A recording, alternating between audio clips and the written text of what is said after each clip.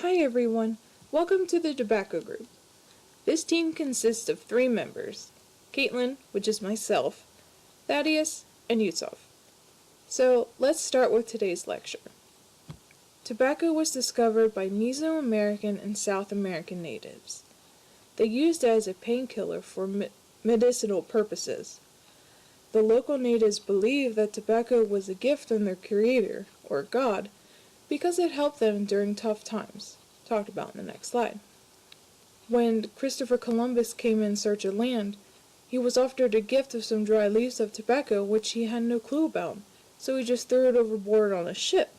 But later, when he realized the true value of tobacco, he took it with him to Europe. And as you see on the right is an illustration of Native Americans offering tobacco to the Europeans. Tobacco is used as a spiritual substance. It states in the tobacco book that the local natives used to chew, drink, or smoke tobacco for the pleasure and satisfaction. They also believe that drinking the tobacco juice helps you connect to the god. Tobacco is used as a cash crop because of the high demand and value of tobacco in Europe. The rise in price of tobacco allowed it to convert to gold and vice versa in the American colonies. Tobacco growing around the world contributed to the slave trade, as the tobacco field required people to work on, along with the spice trade. And here is tobacco's cultivation across the world after crop domestication. So from 5000 BC to 3000 BC, Native Americans started cultivation and domestication of tobacco. Jumping ahead to 1492, as seen in the picture, Christopher Columbus was presented some dry leaves, aka tobacco, as a gift from the American Indians. He later took it back to Europe and introduced it to the Europeans. In 1559, John Nicot, after whom the plant is named, got some seeds from the sailor of Florida and took it to Lisbon to cultivate it. In 1650, tobacco arrives in West Africa through Portuguese and Spanish.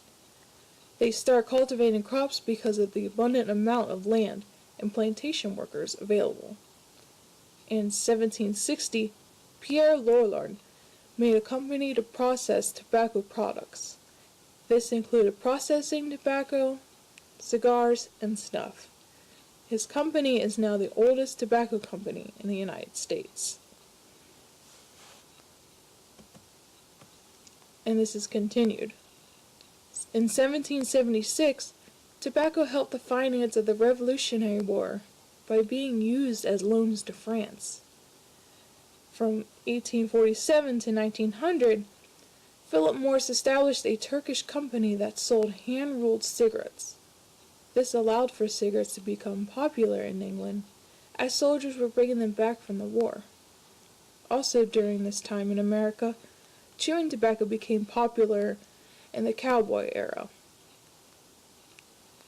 In 1939, cigarettes became so popular, so common to use, that they were a part of the rations given to soldiers during World War II. In 1964, many hazards of tobacco were finally starting to be released to the public, and regulation of cigarettes began. And from the 1980s to today, during this time, tobacco companies started moving their marketing to new developing companies due to the countless laws and restrictions. As you have learned some basics about tobacco, and now in this lecture you will be able to learn about these topics in greater detail. We have tobacco botany, history of tobacco, the tobacco boom, commercial tobacco, and experiment research.